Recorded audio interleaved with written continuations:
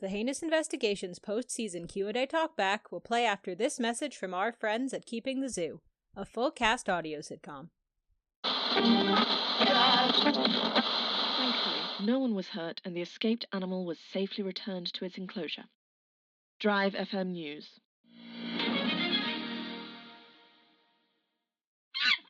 Fancy a family fun day that's totally wild? Then come on down to the zoo.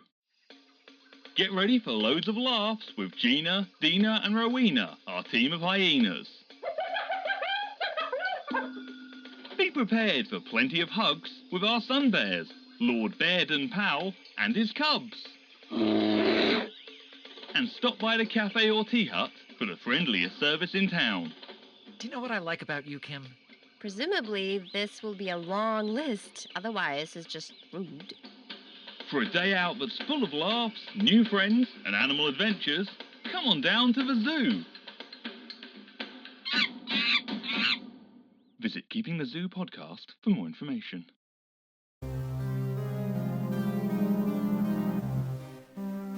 Thank you, Zoom lady. Zoom lady. Thank you, Zoom lady. Wow. Well, we did it, guys.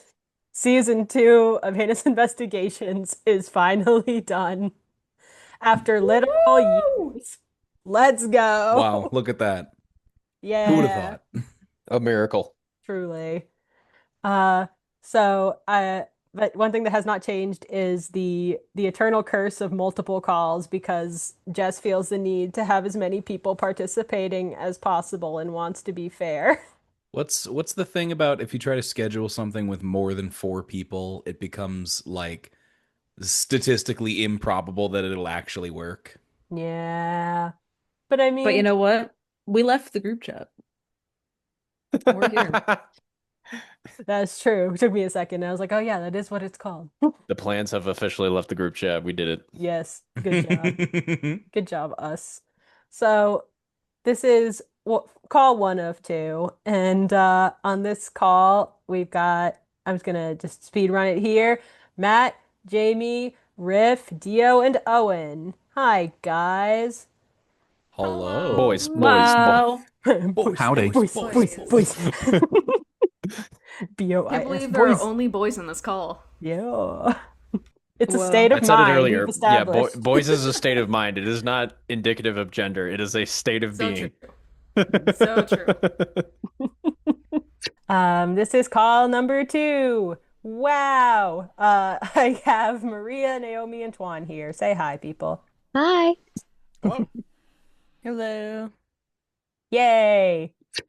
Well, okay. Sorry, it took me a second to be like, what are we doing again? We are, to celebrate the wrap of season 2, we are answering questions. Yay. I remembered. Yay. So, I think we should just get into it. Let's go.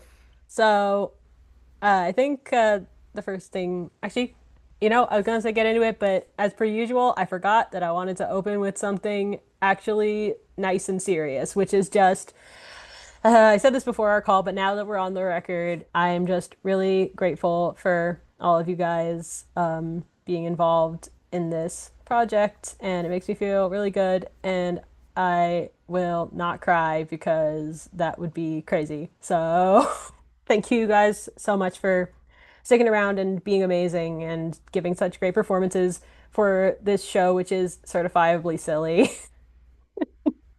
Absolutely bonkers. I know, right? I didn't know. I forgot Zoom Everyone, had for that thing. everyone I look at listening, Jamie in they're attempting to do the heart thing, the I heart forgot effect about on this, Zoom. this like fun little Zoom update. It surprised me so much you did the heart. You reacted like Yeah. a kid seeing a I think dinosaur The at dynamic is Universal. It was here. awesome. We were here. I think It's there's happening. a thumbs up I one or forgot it was a something. thing. Why don't I get it? Wow, Owen. Owen got confetti. All right. So Yeah, questions. we're the lasers. Sorry, this is the rest of the call, guys. Okay. Oh, damn. Hell yeah.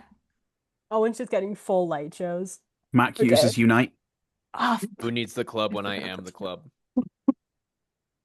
All right, so here we go with some season 2 wrap questions. We're gonna start with one that is from, as I wrote it in my notes, Jess's mom, Kathy. Hi, Mom. Hi, Kathy. Hi, Jess's Kathy. mom. Hi, Jess's Hi, mom. girl, You're hi. you're killing it. You're killing it. I miss you, Yeah. girl. Oh, yes. I've met think Jess's mom. Yeah, I was going to say, to To be be clear, clear. of everyone in this call, Matt has met my mom. Yeah, he Still did. objectively funny. No, she's a nice lady, all right. Yeah, She let me stay in her humble abode. it was very nice. Fed me Matt's already pizza. befriended Jess's mom. Yeah. Yeah, and we have to have a conversation about Matt's interaction with Matt's conversation with my dad another time because that was crazy. Anyway, Isn't every Back all conversation the with the your mom dad jokes. kind of crazy? that is true. Dads are dads. All right. So, my mom asked, "What is your favorite thing about your character, and what aspect of your character do you identify most with?" For people with multiple characters, which is pretty much almost everyone on this call, you can answer whichever ones you like. That me. I mean, I'll go first because I can immediately think some immediately came to the forefront. I know we're probably going to talk about this later, but finally being unashamedly evil as Nate. That I was waiting to cook on that for so long. Because he is the guy. Didn't Nate like actively have somebody at gunpoint at one point in the early seasons, and it's just like, Yeah. I He's don't like, mean "Sorry." anything by this. I'm sorry. Yeah, that's like I know the I have first. your That's like, life in my hands, but my that's like one of the first My bad. episodes of the first season where Yeah. he's just like, "I hate this. I hate this. I hate this. I hate this." Yeah, he got to be unashamedly evil while at the same time making everything out of pillows. Yep, that's Nate's brand of evil. He's a good dude right there. He's a good dude. Except Yeah. when he wasn't for that season. Yep. That was about it. Nice. I was gonna say, do you identify with Nate's need for chaos? Yes. Yeah. I mean I do pro wrestling on the side, and I so I love chaos. I love that stuff. I think it's just about as much fun as you could have. There's something so simple about unabashed chaos, and especially the response you get for it, because I've felt it live, and it just feels awesome. Hell yeah. Anybody else want to say anything, or should I go? I think for me, my favorite thing about Rachel is that she is just so unapologetically her. Like, she's so confident, and just so sure in herself, despite being 9 years old. She's a little baby. Yeah. And yeah, just hearing her like give attitude, not necessarily on purpose, but she gives everybody attitude, and I love that. Love that for her. He is precocious. Yeah. That's a nice way of saying it. Yeah, that's awesome. I think for me, favorite things, I feel like I've talked about this before. I think I'll say for Martin, it's just how just like outgoing I guess he is, which is very different from me in a lot of ways. Martin has no problem just going up to somebody and like taking charge, but in a way that would probably be very, very polite. Um, and I think that's really cool, and him just like trying to excel in like his given field is pretty nice, and I appreciate that. And who I think when it comes to uh Elliot, I think I like that there's two aspects of him. I relate to that strongly. That's partially why the character is written the way it is, or way he is. And yeah, I think that I like that I have a character that I can relate to that has a little bit of a verbal tick, has a lot of anxiety and self-confidence issues. I'm like, am I playing myself a little bit? Who's to say? Um, and then I also appreciate that there is like a side to him that, while very, very obviously is a jerk and terrible, still is able to, like similarly to what Jamie said, is still confident. Stupid, but confident.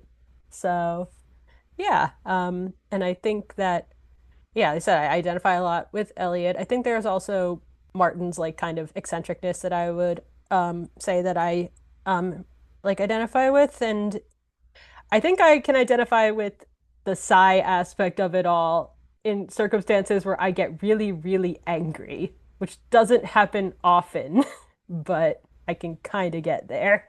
And yeah, that was long-winded, but yeah, I'm looking at I'm looking at the science brothers right now who haven't said anything. Funny how that happens. Speak. Funny how that happens. I what I would say with I'll do Frank first because we're talking about Science Brothers currently.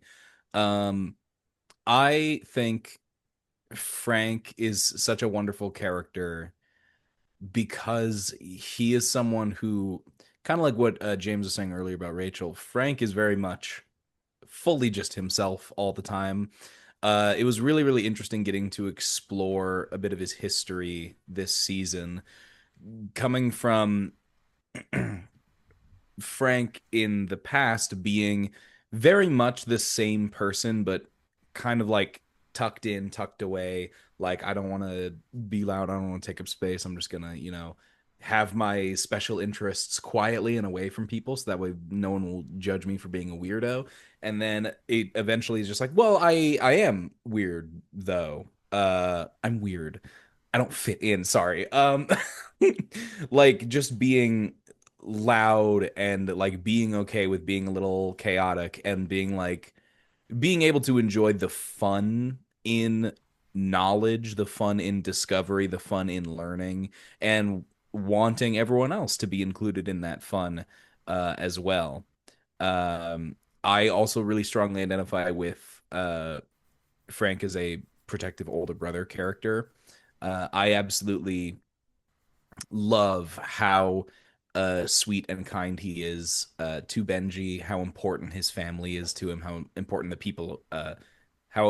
him the people around him are. I think it's really, really lovely. For Orville, I love how he is, I'll call him comedically efficient. And a part of that is to do with the writing, where he will say a very funny thing in a very short amount of time. And I'm a pretty long-winded person, so I admire that. I don't necessarily relate to it. I admire it. I think it's really quite wonderful. Um, and I like that he's kind of just he's just kind of a sweetheart at the end of the day. Like he is emotionally restrained, but that doesn't make him aloof. Kind of he's always paying attention and he does care about the people around him. I think that's really, really sweet. I think he's Aw. just a big old softy, and I love that about him. Our soft troubled boy. Yeah. Hi, Matt. Oh no, that means it's my turn now.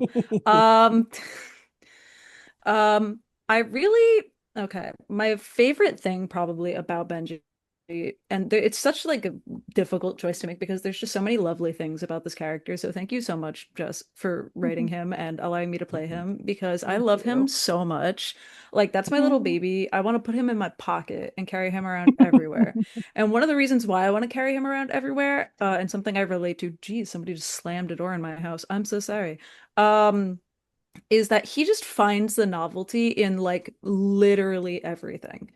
No matter what it is, if it's being bullied, if it's the idea of like a fun like pillow mech, if it's like literally anything, he'll be able to find the novelty and enjoyment in that. And it kind of connects with what Dio said about Frank is like finding the novelty and enjoyment in the way that science works and wanting to share that with other people. He's always bringing Rachel in on his shenanigans. And they're such a cute team, and his willingness to like play in a team like that and like be together with his little BFF. It's just so I love it so much. He's such a darling.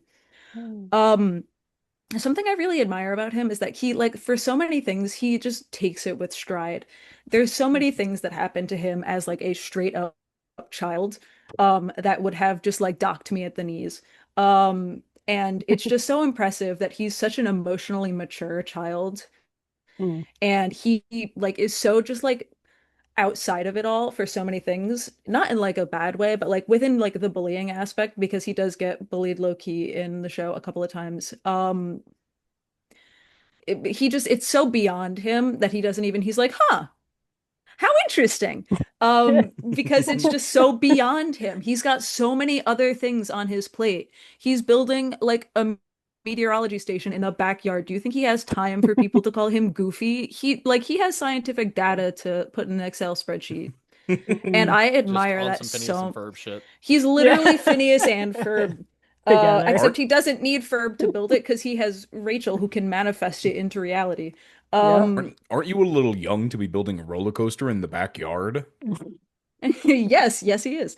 But it's so admirable and it's so delightful, and I love him so much. He's my little baby man. Yeah. Yeah, so favorite thing about your character, what aspect of your character do you identify most with? I'm gonna make Maria go first. Talk, Maria.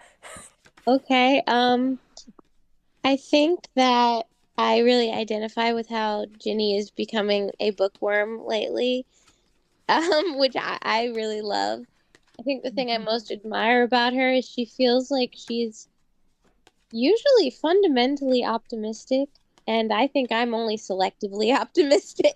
So it's nice to like play someone who still has so much joy in their spirit. That's so true. Okay, she's just, I mean, because like, yeah, she's very full of joy, but I think she's also like, I don't know, she feels things very deeply, and I see that for you. Yeah. Toan, what are your thoughts on Algae? Lovable, lovable Algae. Lovable and wonderful Algae. I bet this is what every audience member deeply wonders, is how I relate to Algae. I think that my favorite thing about Algae is how confident he is. He has a level of confidence that he puts into his swagger, and just everything about him that I wish I had. I don't. But one aspect that I do kind of identify with is that as much as he wants to dominate a conversation, he doesn't want to overwhelm it. He never overstays his welcome when he speaks, like I'm doing now. No, he likes to, I get what you're saying though. He likes to make his remark and then be smug about it in the corner. Yep. That's his vibe. Kind of feels like his namesake a little bit, with the importance of being earnest. I'm sorry. I legitimately just watched that within like the last week, like the National Theater like production with like Should You Go? What's so good. Anyway, not important. Well, very important, but not why we're here. Okay, Naomi, I'm very interested to hear your thoughts on Liza.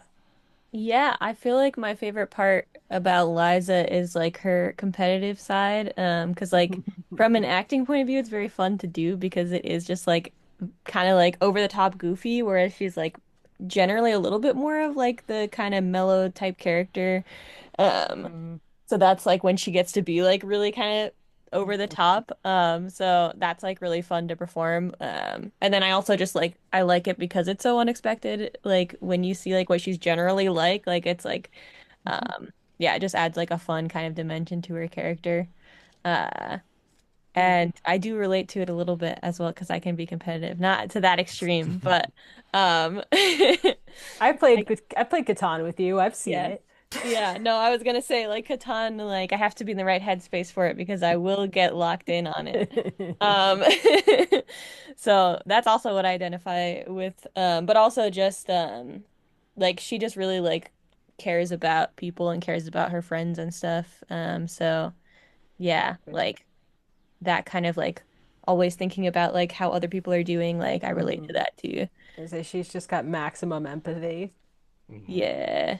We love that. We love empathetic girlies. We love an empathetic queen. Very nice. That was Kathy's question. Thanks, Mom. Thanks, Kathy. I love you. Now we have a bunch of questions. We'll see how many we can get through. From Tumblr. From our friend of the show, Love Not Percival. They came, Yes, creator of some really awesome Heinous Investigations fan art. Go check them out on Tumblr. Um, and I'm gonna go through some of these. Oh, well, the first there's a question for me, which hopefully I can answer quickly, which was, what inspired me to make Heinous Investigations a podcast, and have I written for other mediums? I'll answer the second part first because it's pretty quick. I've written a couple of like plays, musical reviews. I'm in the middle of currently writing a guess you could kind of call it a jukebox musical. That is, yeah, it's in the process that I'm basically reviving a bunch of relatively dated musical theater texts and giving some new life to them. So maybe something will happen with that eventually. Yeah, but I've always been a big theater kid. And that's where most of my writing has been. I did write an absolutely horrible book in high school, which I think there's many, many of us out there who've also written a book in high school that is, same. Oh boy. I don't know what you're talking about. It's not everyone, okay? Just the people out there, you know who you are. I see you. I know what you are. But yeah, and for the first part of the question, why I wanted to make Case Investigations a podcast, there's the funny reason and the more heartfelt reason. So the funny reason is animation's expensive. What? Yeah. Because I think that this would be a really sick animated show. I truly believe that, and I've had many, many people, including many of the people on this call, tell me that at one point, at one time or another. But yeah, animation's expensive. So, Amazon Prime. Oh my God. No. Mr. Amazon Prime, if you're listening. You want to give us a contract, don't you? You think Mr. Amazon Prime and Zoom Lady are friends? I think they're married. I think they kiss. Whoa. But more of a heartfelt answer is, like I said, I've always been very much a theater kid. I've talked about before how this show was made for like the weirdos like me, who as a kid would, instead of playing and socializing with other children, just went like hardcore theater of the mind and came up with whole monologues and plays in their head and recited them to themselves while just pacing around the playground. Totally normal behavior. So yeah, I've always liked living in my imagination, and I've liked sharing. I like the idea of like theater of the mind and sharing that with other people. And I also owe a lot to my family. It's just coming from two different cultures and experiencing different aspects of Latino, Irish, Italian culture. My Poppy got me really, my mom's dad got me really into things like opera and old radio shows and things and novelty songs, things like that. And yeah, I have Spanish language in the show because I've grown up my entire life hearing Spanish. So just I really like the idea of playing with language and sound and creating a whole world that way. So yeah. Now for the everyone questions. I'll say, let's do this one first. What was your favorite quote from your character this season? Which is hilarious because the last time we read through these scripts the entire way was now years ago. So guessing and paraphrasing will be allowed, guys. I already have one off the top of my head. Go. Again, I'm going back to the good old Nate being evil. The line that transitions one episode to the next. When I don't remember exactly what it is, but it's the ending of one episode and then the start of the next episode when he finally accepts. What if I'm a little devious? What if I'm a little bastard for once? What if I did that? Yeah. God, that was my favorite. It was pretty. You did a great job. You sounded.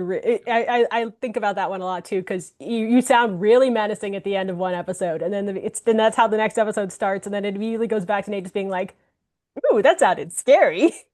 Well, when I went back and listened to the episodes again when they came out, listening to that transition from one episode to another, I was like, yes, peak. This is the best. This cooks so hard. But that's also a credit to your writing that it. Thank you. it was so seamless. Ooh, hell yeah. I can go. Since I saw these questions, I'm the one who put all these questions together. This was in my brain. I think I just try to go with the ones that came to me first, and they're more like little bits than straight up lines. I think for Martin, it's way back in the first beginning of the season where he has like his little arc where he goes on his little adventure, and everybody has like gathered, and it's like the big climactic confrontation towards the end of the arc, and he's got that little pocket dimension wormhole situation from Cersei, and he's just got it in his hands, and he's just like, oh, I know what I'm holding all the cards, and blah blah blah, and he just like is fully ready to just send everyone careening into another dimension, and everyone around him is just like no no no no no no no no, because I think it really gets across that like Martin, while having his ish together for the most part, is also a little crazy. Yeah, no. And that was really fun. And I think for oh man, for Elliot, the things that came to mind to me the quickest were all of his little bits in the Cowboys episodes, from him like going off about historical accuracy and being just flabbergasted and knowing that something's wrong, but he can't put his finger on it. To him talking to the like, was it Lester, the Chester approximation for this old Western town, and him not helping his case with him not being like understood accent wise by just throwing random like French words in there. That was very fun. So that's one bit. And the other thing that comes to mind to me is his little story arc where Carlton is yelling something at him from a distance mid-fight as per usual. And the response is Elliot and Cy at the same time. Elliot going like, oh, yes, Mr. Carlton, and Cy telling him to F off, which I think is very fun. I think that moment just sticks with me. It's very simple and very dumb, but I think it was just fun for me to do that specifically. Yeah. I can go next. So I think this one might be from season 1. I'm not sure. But there's I don't know why this line just like lives rent free in my head. Just something about the way that I said it was like, remember how I took care of that big worm? And just the way just the way she says worm. I don't know. I think that might have been season 1, but yeah, I think so. But I was also gonna say, if I can like offer one up for like that season 2 specific, I like from the same Elliot centric arc, I like the gag of her just being like, this is hot sauce now. Yeah. Pretty. Honestly, that whole arc, just a lot of bangers from that arc. Thanks. Yeah. Rachel and Benji especially, a lot of bangers. Yeah. Hell yeah. Mm-hmm. Yeah, Matt. I hate my internet's really bad right now, so I don't want to jump on anybody. So I'm just gonna raise my hand. You're good. Because you mentioning the hot sauce thing, I've been scanning through episodes trying to find this specific thing. That's when they were in the bar, right? Yeah. Yeah, I've been trying to find that. That entire scene is one of the funniest things on earth to me. Yes. I love it so much. And them being like, it's cool. And then everybody's like, nah. And then Rachel just is like, hot sauce be upon ye. And then they skedaddle out of there. Floor is lava. Yeah. Hot sauce be upon ye. But yeah, literally, go my hot sauce. It's so, thank you for saying that, because it was going to bother me. I was like, oh no, what if this is in season 1 and I'm going to look silly? But it's not so I'm really happy. But I did find a line from season 2 that did make me giggle city. Go Heinous Investigations is classic. I remember recording that and I was like, hell yeah. That and it's on the same hell yeah I was gonna say Mighty certified Morphin. hell yeah. Mighty Morphin Heinous Investigations. Also on that same page, I have the script up right now. I feel very official. You're the most official one of us. I feel incredibly official. I just got a grade for one of my tests on my watch. I'm sorry. I really like, who would have thought that to make an enormous fighting robot out of pillows, all you needed was the combined skills of a witch and a reality warping super child. Oh, and Orville. Can't forget Orville. Our boy. And Orville. And crazy when Orville is the third most powerful person in a room. I have to tell you, like, at some other point in a call in the future, I had to explain, what did I have to explain? I had to explain, like, the concept of, like, oh, what is it called? Like, the Worf effect, I think, in TV Tropes Land. Yeah. I had to explain that concept to my mom, and I used Orville as an example. Yup. Orville has always been the encapsulation of the meme, be quiet and carry a big stick. Is that a meme or is that just a quote from a president? I think it's both. It was Teddy Roosevelt who said that. It's truly among the ancient meme lord memes. Teddy Roosevelt. the true godfather of memes. Teddy Roosevelt. Honestly, Theodore Roosevelt. Sorry. Famously portrayed by Robin Williams. Yes. Yes. Right? Okay. Okay. Zoom does not give us enough time for these, man. Do you have any inspiration, Dio? Oh, yeah. Gosh, there's so many. I have so much fun recording these lines. I think one of my favorite things that I get to do with these characters is whenever I get to have fun and do something outside of their normal register or like their normal speaking voice kind of thing. So like I loved just a really simple line in the first episode of Thou Art Mindful of Frank is getting to voice Frank doing an impression of Martin was really funny. Of like, listen to yourself, Mr. Epstein. Frank will do like it's so silly. I love when because I love doing silly little impressions that aren't good, but they're silly. And so Frank getting to do them is really, really fun. I was going to say, can I say really quick? I was going to say, I didn't do this intentionally, but somehow in one season, you did impressions of both my characters. I sure did. Flattery is the greatest expression of admiration or something. Something is the something of something. Okay, continue. I don't know how words Another work. famous meme from Teddy Roosevelt. Yup. He said that. Banger after banger after banger. Just right out of that man. He got shot during his speech, and then he was like, as I was saying, the something of the other and the thing. So true, Mr. President. So true, Mr. President. I think the softball line for Orville from this season at least is the I've had feelings now I can't stop. Just a great line.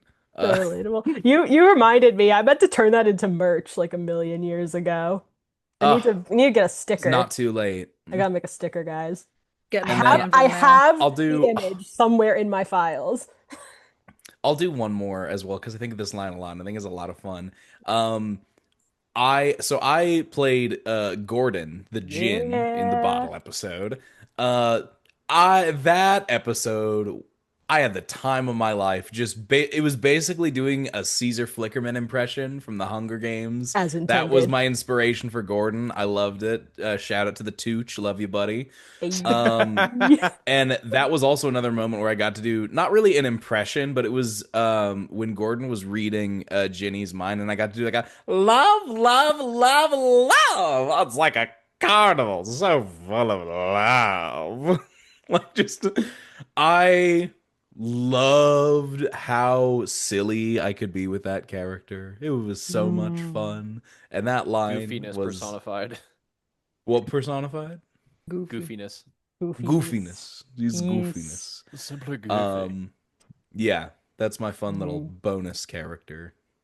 Yeah, my favorite is probably the like extremely detailed like police sketch of Elliot. Because it's like like yeah, of course she would like know all those details. B, that's a little bit suspect. Like why do you have that ready to go? Like how can you like rattle that off like so specifically? You've been looking at him way too long. Yeah, I'm like maybe you have a little crush, girl. Like maybe Yeah, and the fact that like Frank tacks on at the end also makes it for me. Yeah, no, it's such a good moment. So yeah, that's my favorite one for Aw, this season. love that. It's also again like yeah, Liza being a little unhinged. Yeah. Nice. If we're truly going backwards, Tuan, what's a favorite algae bit? I feel like that's one thing, as opposed to the previous question, I feel like you can actually give stuff from algae because as misguided as he is, some of his stuff is pretty ridiculous. Pretty prime real estate. I feel like I'm kind of cheating here. My favorite quote from Algie was the sanctum of deep dark secrets, and but I really like that one because of the delivery that we had for it. Just the sanctum of deep dark secrets. Excuse me. Yeah, he was really sold on that. He was just like, it's just like I get to invade my coworkers' personal Get to mental invade space. people's privacy. That too. Yeah, and he's just like, I'm gonna open Jack's door just immediately. The Yeah. teapot. It's here. Yeah, Here's where the tea is. Yeah, that bit is pretty good. I was like, who's gonna be the one who's most likely to just look where he's not supposed to? And it was pretty obvious. And it was me. Nice. Maria, I'm very curious to hear what you say because I think this will be later in the episode that I recorded on Friday, like when we were talking about it. But I'm very curious if your favorite quote is or bit is about to align with mine. Very curious. For Jenny. I don't know. I mean, I think that I like it all, really. But I also kind of enjoy every time I have to be like doing something extra stupid in the Ginny voice. If it's like singing or screaming or screeching or making like little battle noises. That's always a lot of fun. Yeah, that's fun too. Yeah. What's fun? Sorry. Being drunk, Ginny. I think what is it? I think that the what is it? The Dark Knight Rises arc has some of the best Ginny content this season. Stuff in there. Yeah, truly just some very good things just from her like humming Ride of the Valkyries to her just like or not exactly Ride of the Valkyries, but something I don't remember if it was exactly that or if it was something similar. Public domain, so yeah. I think it was that. I think I did listen to it and but yeah, and then her like from that all the way to like her having like her little freak out when she figures out who Lavinia is, and just being like, respect my boy's boundaries. Right? Yeah. We love that. We love boundaries. We love to respect boundaries.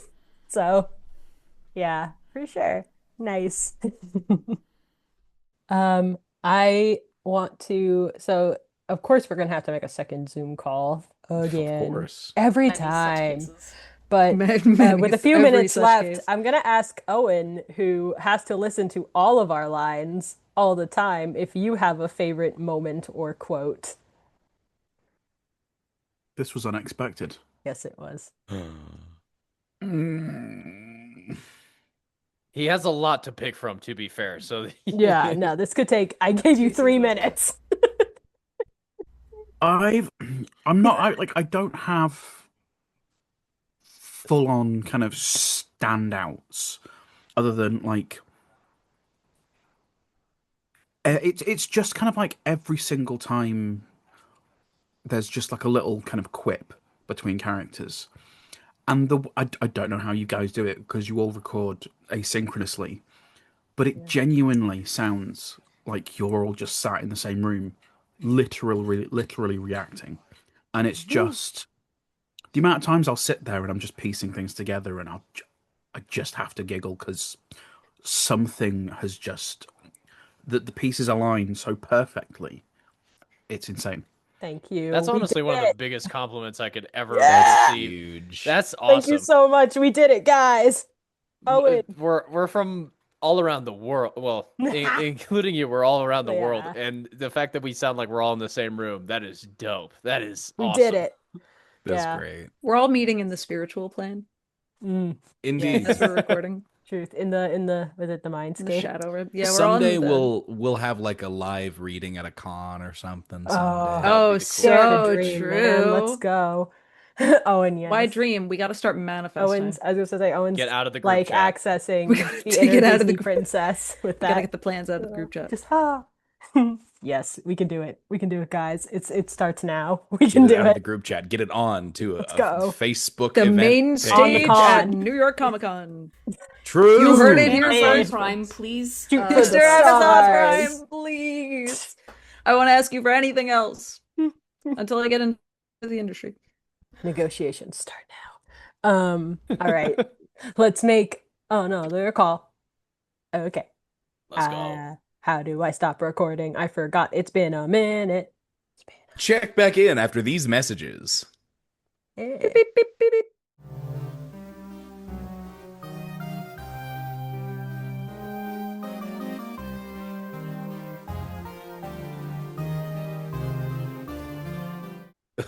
Those are some great ads. Yeah. Thank you, that Zoom we, lady. that Need we a break from totally the ads. have because we're such a big, famous Need podcast. a break from the ads. No, I shan't. All right. All I'm right. holding Need it ads for your breaks. Let's Need- let's circle back. We can do it. We can do it, guys. We're so close. So, next question here, picking up from our fan questions. What this one is what has actually no, actually I'm going to end with this one from the fan questions. Let me do this one first. If your character were trapped on a desert island and could only bring one thing, what would it be? Nate's bringing his sister. That's Okay. funny because Rachel's bringing her mom because she can just make anything she needs. Yeah, Rachel's pretty much set, man. Yeah. Well, we're talking about people now. Frank has 2 people he'd want to bring. Dang it. He can simply bring his teleporter and I teleport mean, them Jack is there. bringing copious So amounts of true. alcohol. Yeah, that's correct in my opinion. As the writer, I acknowledge that's correct. Specifically red wine. Yes, correct. You know him so well. I'm so proud. It's almost like he plays the guy. Yeah, right? Frank Whoa, would bring dude, the mag crazy, jet man. so he No. can leave. I was gonna say Benji's bringing a satellite radio so he can get somebody to bring him back. Nice. Just thinking ahead. I tried to. Yeah. So I think. Oh yeah. What, Owen? Oh, as and the what's voice your of, like, character bringing? all of the background monsters, I'm just bringing people to eat. Hell Yeah. yeah! Yes. So Owen. respectable. Shout outs to Owen for the background monster. I love you, Banger Owen. I'm answer. your biggest fan. Yeah. Okay. Desert Island. Toan, go. So I think Aldry has once again spent too much time thinking about this, much like the bridge question. His cheat answer, his go-to answer would be boat. Once somebody says, no, you can't leave the island, he would say boat shoes. The same problem. You can't leave the island. Either a radio station, which is not a singular thing, or a mirror. Yeah. That feels right. I also think that you just also raised the question to me if he would just attempt to run across the top of water like that one scene in Incredibles, try to get the heck out of Dodge. These are the questions. I don't think he'd make it very far. I could do it. I think he need to stop for a sandwich, like halfway, like 100%. and then we just sink into the ocean. But anyway, I got you. Naomi, what do you think for Liza? I feel like she would bring like a bag of mixed seeds because like with her mist powers, like she could like, take care of the rest and like make whatever food she wanted out of that, as That's long as real. she has like the seeds for it. And that would like be both like practical, like eating, but also like that's her hobby as well. So it's like entertainment as well. Like she That's could very true. with like all the different seeds she brought. She'd be crossbreeding plants for all of her Yeah. needs. She'd be fine, so Yeah, self-sufficient. she'd figure out a way to like, make them Ugh. all into like, medical plants and everything. Yeah. That's so true. I love that. Makes a ton of sense. Yeah. Oh my gosh. Ginny. Maria, what would Ginny do? I don't know how bothered Ginny would be because she can fly, but also she's kind of a weapon of mass destruction. So, like, she's good. Like, so she could probably leave if she wanted, but if she had to stay, given that she can kind of fend for herself in every manner, she'd probably just, like, roll up with, like, sunglasses, a tiny bikini, a bottle of nail polish, and a stack of romance novels, honestly. Just a little, like... Little vacation. Yeah, I was about to say, like, a little, what's it called? Self-care day, like, kit. Like, I'm on a deserted island, but only until I catch up on my TBR, then I'll be home. I love that. I think, yeah, honestly, I think, yeah, it's hard for me to tell because I think, yeah, originally I was like, oh yeah, I guess Martin would try to come up with something to leave, but then I'm like, nah, man, he's gonna Swiss Family Robinson the crap out of that situation. Like Martin specifically.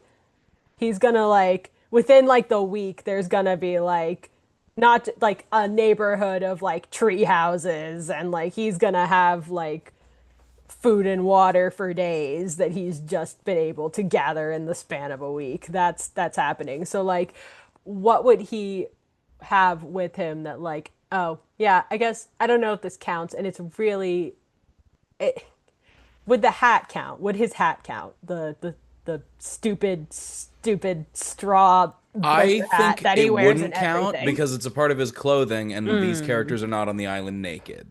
I feel like it depends on but whether only it's if he's wearing it like when he gets there. It's got to be normal day-to-day clothing. I mean, he does wear the hat almost all the time. Never seen him without it. Okay, then yeah. So that's that's not basketball It's shorts and a Inspector t-shirt. Gadget hat situation. All right. So then I won't do the hat. I think if he's being like if he's gonna go full Swiss Family Robinson, he'd probably have like a pocket knife or something, some kind of multi-purpose utility tool, like of that respect. Because I think if he's gonna be on a deserted island, he's gonna commit to the bit. And I think, I mean, I'm thinking about Elliot specifically. I think he would also just want to get the heck out of Dodge. So like if we're being realistic, he would probably again come up with he would bring a means of escape. But if we're doing something more goofy and fun for him, probably I would say probably maybe like some kind of because I was about to say something to filter water, but I think that he would be, you know what? I got it. It would just be like his favorite book of like all time. What that is, I would need to think about, but I think I think he would he lived before he was alive before most modern technology. He can survive. And he's also got like a ridiculous like metabolism healing factor situation. So he's bringing something for entertainment. Sorry, that took me a while to figure out, but we got there. He's just Probably drinking some salt written by water and getting kidney Roosevelt. stones over there. Sorry, real quick, just remind me, how old is Elliot? At the start of the series, about 1,150. Bro's older than the toilet. Yeah, he is. That's correct. Crazy. That's such a funny way of looking at in it. a hole in the Such a ground. frank Did answer. you look Things- up how old the toilet was just to be able to make that? No, I just You know just how know old the that? toilet I was is. like, the things he has seen. the Frank Bro, he answer. just has that knowledge locked. That's awesome. Dio just has that off the, the dome. We have not scratched the surface of what Elliot has seen. When was the toilet? Elliot has seen multiple world wars. Yes, he Elliot has. has been through some crazy shit. Elliot has participated in multiple world wars. But he was in the ice cave with the minions after the fall of Napoleon Bonaparte until after World War II. As to not involve himself. I'm just Okay, thinking the of earliest Wolverine, flush you know, toilet. The earliest flush wars. toilet was around like the 1500s. Whoa. I did the math. Elliot was There born, if I remember were correctly. plumbing systems like as long as people were around, but Yes. flush Hole toilets. in the ground is pretty basic. Yeah, but I cannot also lie to you. okay, but you also have to factor in geography because this is we're devolving into a conversation now because I've thought about this extensively because lore runs deep. Because Elliot was born, if we take his age into account, he was born circa 780 AD. Hello, this is Jess editing weeks from this call in a space where I have to be really quiet because I don't have my booth. But essentially, I messed up math, and it would actually be 870, not 780. Whoops, close enough. Only but he was also, but he was also born and raised in like Western, like I would say like British Isles, Ireland, like that area territory at that time, which I feel like there are a lot of big technological disparities depending on where you are in the world during. He was eating some really hard bread and hard cheese. bread. Elliot was born before Leif Erikson, so keep that in mind. He didn't even know about Leif Erikson Day. Oh no. He's so deprived. I Hinka Dinka Durgan. Sorry. Sorry to any of our. No, that joke is too far, man. SpongeBob. It's a I'm SpongeBob Swedish heritage. reference. I'm sorry. No, I was gonna say the funny. Chat, crucify him. Yeah, the funny thing is, I've talked about this before. The funny thing is, Elliot's him. always been severely nearsighted, but he was born before glasses were invented. Yeah. Talked about that. Rough. He's just like me for real. I was also born before glasses were invented. Dude spent hundreds of years just going. Yeah. He don't forget he also has otherworldly parents, so there were ways. And His parents were like, "Damn, why do your eyes suck? We're like super powerful, dude. What happened?" Hocus pocus, your eyes must focus. And then they fixed it. So true. Like, come on, man. Yeah. All Biblically right. accurate eyes. We can't get back into this lore. They're just We all can't, over the place. I can't remind everyone of this lore. We gotta move. Good old Elliot Argus Quaid. Hey, love that guy. Mm-hmm. All right, sorry. Oh, I just got the joke. Yeah. I've said before, every character has a middle name. Some are going to be revealed next season. Oh my god. To the people at large. Well, we already know Frank's. Frank's full name has been fully disclosed in season 1, and he's a third and all that. The third. But yeah, every character does have middle names. I think actually there might be one person who doesn't, but we can get in. Wait, again, the lore, it runs so deep. We'll discuss it at a lore. later date. Yes. Call up game theory. But that's just a theory. A heinous Game investigations theory. God, I miss him so much. He went out to go get a pack of cigarettes. He went out to go get a pack of Five Nights at Freddy's. I was about to say, it's because I knew that was coming. He saw the Five Nights at Freddy's movies and they were so shit he had to leave. He just had to be I thought Josh Hutcherson was okay in them. Yeah. And Shaggy from Scooby-Doo. Yeah. Josh Hutcherson is like that dude that gets cast in mid-films and he tries his hardest and I'm like, good for you, man. Truth. Good for we you. We love My that, short king. man. Love you. Happy for you, man. Love you, All man. right. So after that devolved, back to the topic at hand. Yeah. Back on track. Yeah. So my thing here is the last fan question here is, what's been your biggest challenge and your proudest moment this season? They can be the same thing or different moments. I is trying not to make Jack boring. That is a challenge. Yeah, Jack is the most like room temp water character sometimes, where he's like the level-headed guy in the room, and Algie's there just being an ADHD riddled nightmare. So that's what brings him up. It's like he's the static level.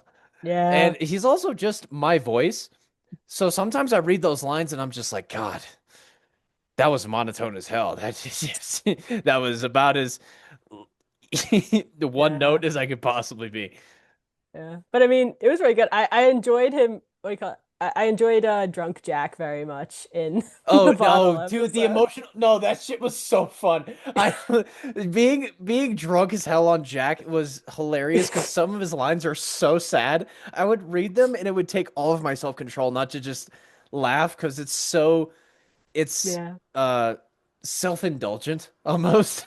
Where he's sitting there just like, oh, my life sucks. But I love my brother. That's real. Or he's trying. He's doing his best. I really think that, like, in spite of having otherworldly abilities that from who knows where, he just I mean, I knows where, but he, in spite of that being his reality, he is just very much like, yeah, but is that really real though? It's like, why do shenanigans have to shenanigan? Why do they have to? Why can't they just shenan once? Why must they shenan again? We must shenan multiple. Thank you. Thank you for that. Yes. I was gonna say, I just you reminded me, like, talking about it, or I guess reminded myself that bit when they're trying to figure out what the heck to do in the Elliot arc. And Jack is just like, let's think about this realistically. And basically the entire thing is just him being like, well, the whole town's probably done. We should just go somewhere else. Just take Hainesbury and push it somewhere else. Pick up Heinous Investigations. And he's just so What if we practical simply about it. moved the city? So true. His like solution really Couldn't have was said it just better like, myself. what if we give up, but like in a rational way? He's also a very sad drunk, which is relatable. Just when you get to that level of just like, everything sucks. I have met people who get sad drunk on wine specifically. Inspiration. Why can't I be I just think of Jack as just like, everyone's having a good time. The music's bumping. He's so happy to have been invited. And then all of a sudden he just gets to that level where he's just like, I haven't found a wife yet. he's just, I am so lonely. I am just, I swear, it's not my fault. It's the world fighting against me. Here's probably, I see him just being like, again, just him just being like, I did investment banking once. And now I'm here. I was on Wall Street. Yeah. I think he's honestly he's better off. Jack is my dad. Jack is just my dad. No wonder I do it so well. He's just my actual father in real life. All right. Okay. I have to what's it as? I had another thought. No, brain. I think, oh my gosh, if I'm gonna take a chance, like, spin at this, the biggest challenge and proudest moment thing. Okay. I think they're one and the same for me too. And I think for me it was that entire Elliot arc. Like from a voice acting perspective, it was that entire Elliot arc. That is the most lines I think I've ever had in a singular arc before, because I'm trying to think.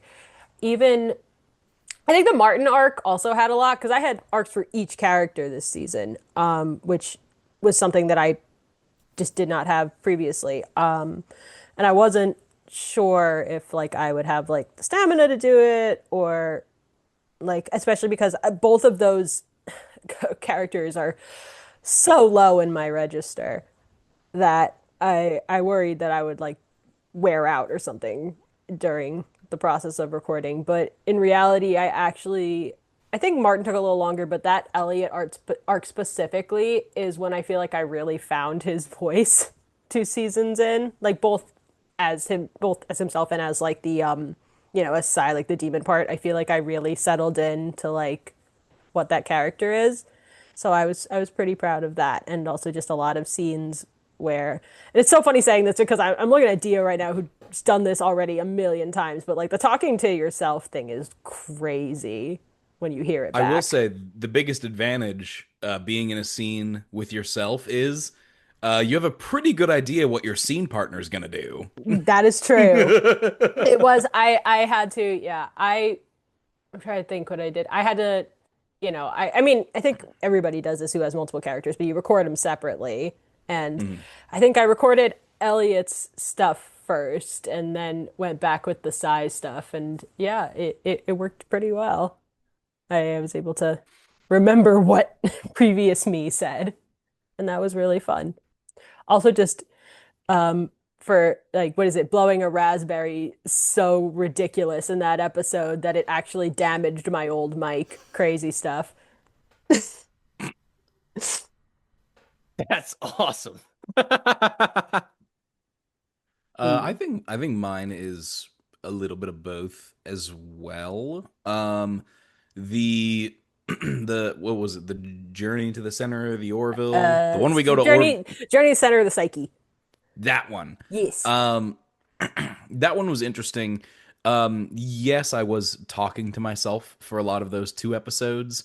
That I wasn't too stressed out about because Orville and Frank are like distinct enough personalities. I can hold both in my mind at once while I'm acting as one, I'm like, well, I know what the other one's going to say and do. And I think I recorded Frank's stuff first. And then I don't remember specifically, but that feels correct. I feel like you and I have had this conversation because we have characters that similarly one is higher than the other. Yeah. And I think we were like, it's easier to go low, like to start high and go low, I think was a discussion we had. Yeah.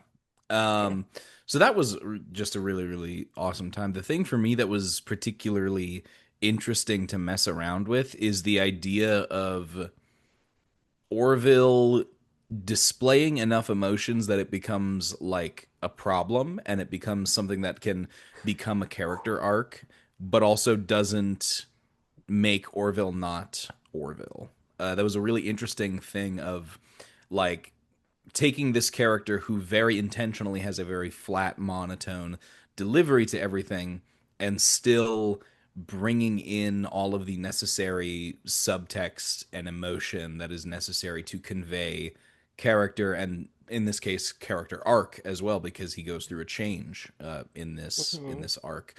So that was really interesting. I think it came together pretty well. A lot of kind of like, if the way that I think about it is, if Orville normally is like on the sliding scale, he's at like a 5% of emotion, and then this one instance he goes up to a 10%. That's still not a big leap, but that's double what he normally does. So like that's something worth noting, and a lot of conveying that. If I'm not able to like. I'm not able to like add too many inflections or change the voice. A lot of it was really just kind of like cerebral. I would just have to think like, what is he feeling right now? And essentially, how is he trying to veil that? Because he's constantly veiling his emotions. So that was just a really fun thing for me to do, was the constant exercising of like, he's veiling. Oh, it's coming out a little bit, but not too much. It was just a really fun way to play with Orville for those couple of episodes. You did a really good job. Well, thanks.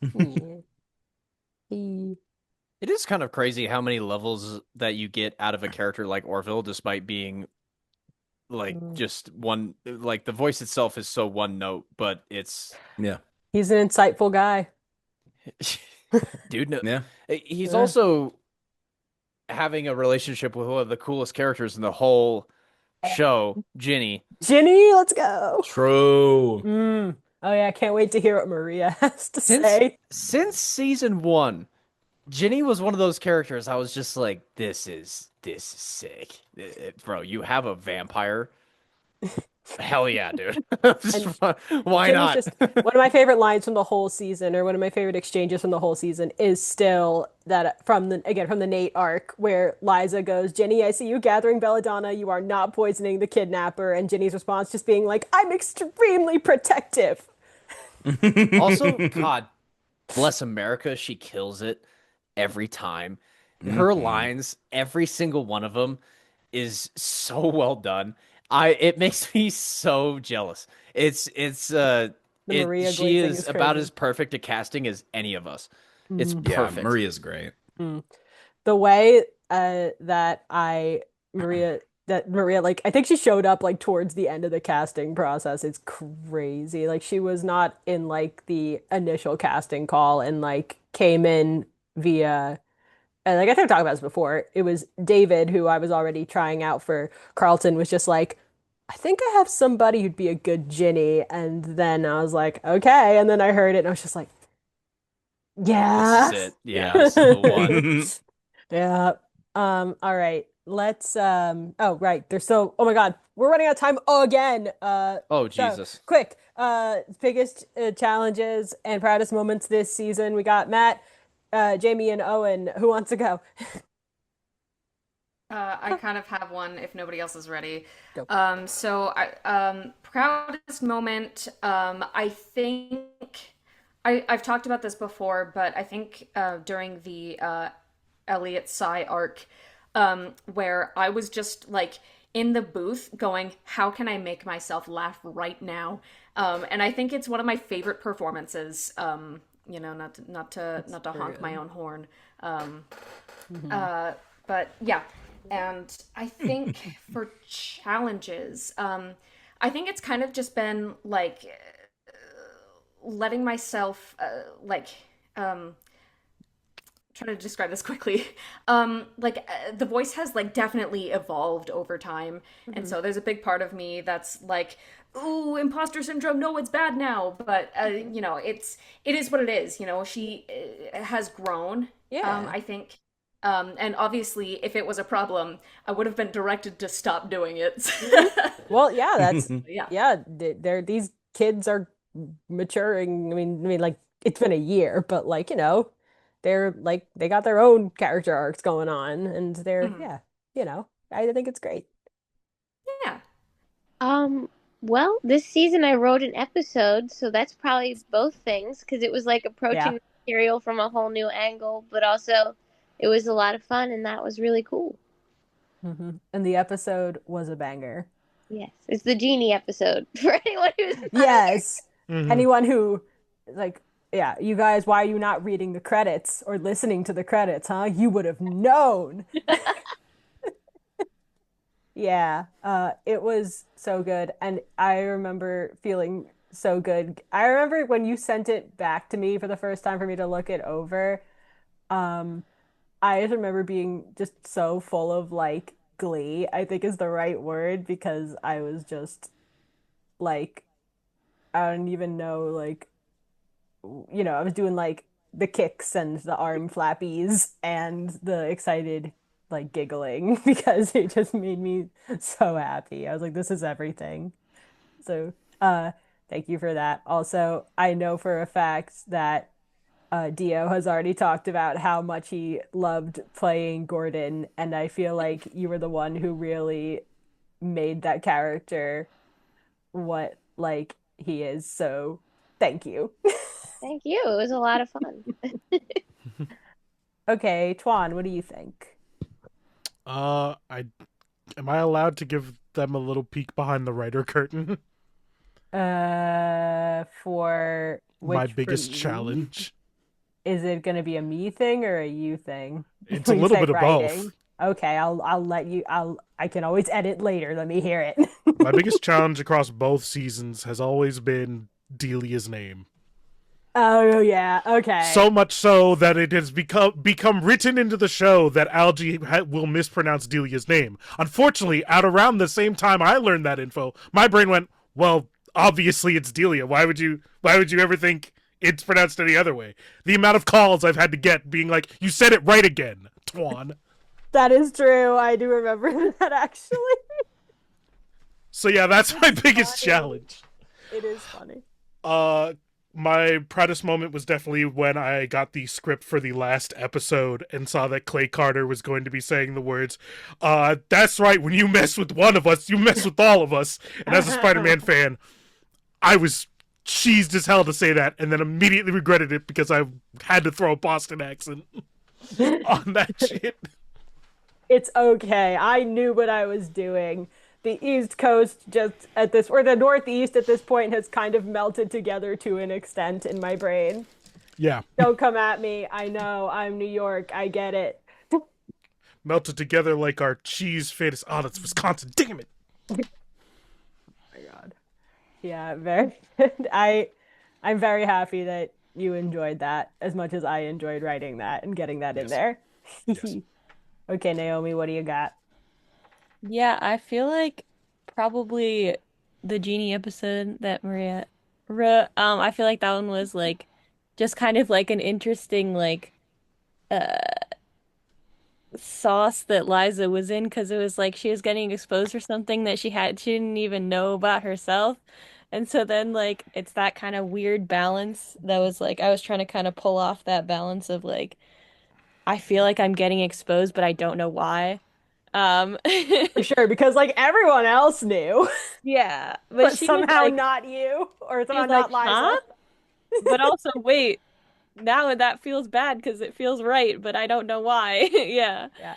And for sure. And I gotta say that like you, like the episodes following that revelation, like the like finale episodes and like her and Elliot having that conversation, I think I really enjoyed how that came out. I think you did a really good job because she is still very confused for some reason.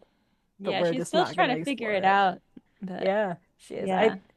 yeah. I think, well, yes, and we talked about it before. I think it's just like she has a really good relationship going and she doesn't want to risk it. And I think a lot of people have been there in different ways, you know? Yeah. Yeah, for sure. Yeah. Matt? Uh, um, I think the thing I'm proud of, it's the thing I'm proud of, and the thing I'm like, right? Yes. Yes. I think the thing I'm most proud of, and this is going to be proud in a this sense as opposed to like a this sense. I love, and I'm coming back to it. If you're gonna set me up to talk about this, you know what I'm gonna do? I'm gonna talk about the Frank arc. I loved recording that. I loved reading it. I loved doing that. I loved talking with Dio about it. Dio and Jazz. The relationship between Frank and Benji just means so much to me. I love them so much. I'm the oldest of all of my siblings. I have twin younger sisters, so I've never had an older brother, so I don't know what that's like. But like being able to discuss the familial ties and like how much they care about each other and how much they lean on each other and like bounce stuff back and forth. It's just like Pong everlasting. And I just love it so much. And I'm so proud to be like a part of that. And also just like the podcast in general, obviously. And then the thing that's probably the like most difficult for me or something that's just like a thing, and this is might be shocking by the way that I conduct myself, is just like finding the energy, like output energy of like a child vocally. Because some of Benji's lines are like really silly goofy, and I'm just like I'll be standing there. I record in my sister's closet, actually. I go back into the closet. Scandalous. And I set up on my mic and I'm standing there bouncing on my toes, like trying to just be like trying to get it through. And because I'm a tired person. And I think I've talked about this before, but I have this one phrase I'll repeat over and over again while I'm like getting into the Benji voice. But I'll say, "Hi, my name is Benji Epstein, and you're listening to Heinous Investigations," like I'm doing the Disney Channel thing. Yes. And I'll just do that over and over again until I can like get it in my person. But it's just like, while I am a little guy, sometimes getting the little guy energy, it's just I'm unfortunately a fully grown guy. So it's sometimes tough to get there. But I love it. I'm pushing 30, all right? I'm turning 28. Fully grown for you. Don't. Oh my gosh. So Owen, what's your biggest challenge and proudest moment? You can be fully grown and still be a little guy. That's okay. That's all. I mean, physically, I'm not getting any bigger. I'm maxed at 5'5". You could always go to China and get the 2-inch metal plates put in your shins. You could. My legs are fucked up enough. I don't need somebody to go in there and manually fuck them up more. I got that shit down genetically. I mean, it's just adding shielding at that point, though. I'm just rubbing sticks on my... Yeah, getting metal plates plus 2 armor. I'm just running around fucking shinning people. So, as Throws an your absolute demon on the soccer field. Yikes. Anywho, you creatures. Right, sorry, football pitch. I mean, that's not what I was on about, but thank you. That was a very good correction. I know. I don't know if you guys know this, but with the sound effects that Jess adds to the side of the scripts, I don't know if you see it from that, like, after the point that Jess adds these. There are some mildly out-of-pocket things said, and I have started sharing them on Blue Sky. Things like, can we have the sound of lightning? Not thunder, lightning. And it's just the things like, oh, it's just a portcullis made of pillows. That's all I'm asking for. And I love and hate the fact that A, I've been given the challenge to make these things. But B, the fact that I keep doing them, so Jess is only going to get worse about this. Like, I cannot wait, and I am also deathly afraid of the things that Jess is going to put in season 3. I also want to shout out me in every single episode being like, anytime Cersei usually uses magic or Lavinia uses magic, me just being like, a magic sound. But not like the magic sound you did in the previous episode, but maybe kind of like more the magic sound you did like 5 episodes ago. Would that be cool? I think that'd be cool. Thank you. Less of a bwee, more of a bwah. Do you think you could do that? I don't know where it's gone, but I have gotten so familiar now with GarageBand, the synth sounds, and my little launch pad. Like, I just sit there sometimes playing with buttons and making things sound fun. All right. I've learned so many things. Yeah, it Great sounds fun. great. You should put yourself down as as a Foley artist on your resume. Oh, hell I yeah. do. Garage Brand Pro. So good. All right, we've got 2 minutes left. I want to just do a really quick 1-minute speed run before we say our goodbyes. And here's the prompt. It's a question from me, and I've talked about this before. Since we've had fan art a few times now, is there any particular fan art or fan fiction you would like to see of this show in the future? I love this question. Go. Ghostfish fan art. Yeah. That's so true. True. I want to see Rachel and Benji like playing school, and then Carlton is the student. Ooh, that's so good. true. More Heinous Investigation Avengers fan fiction. So true. Yo, Tower fic. Heinous Investigations Tower fic. Yo. And they all were living in the same house. Wow, no way. What's I was gonna say? I'm gonna keep my mouth shut for this section. Okay. Don't say anything. Okay. Stop I want right a there. lot of in both fan fiction and fan art. I want a lot of slice of art fluff, just doing all kinds of cute silly things, and I will leave that open to interpretation. I need Algernon smacking lips with Orville immediately. On my desk, 9 p.m. I shouldn't have asked. Okay. Now I'm just seeing now that song from Heated Rivalry. Okay, it's going in my Either head. that or superhero crossovers of all the characters. Oh, that'd be pretty good. All right. Maria, what do you got? Just Ginny like reading on the ceiling but sitting upside down like a bat. I think that would be really funny as like a fan art. I think it would be cool if like it was like Girls' Day picnic kind of fan art or fan fiction. You know what I mean? Like that would be cute. Yes. I love that. Naomi, go. I'm seconding the Girls' Day picnic because that sounds amazing. I also want to see some like Nate and Mike the bartender fluff fix. Fuck! I redact my former thing. I want Nate and Mike smacking lips on my desk, 7 p.m. I just want them doing something really cute and wholesome, like Yeah, now I'm seeing a recreation. Again, now we're back to Heated Rivalry. I'm seeing the recreation of the scene, the first like get together in the smoothie shop.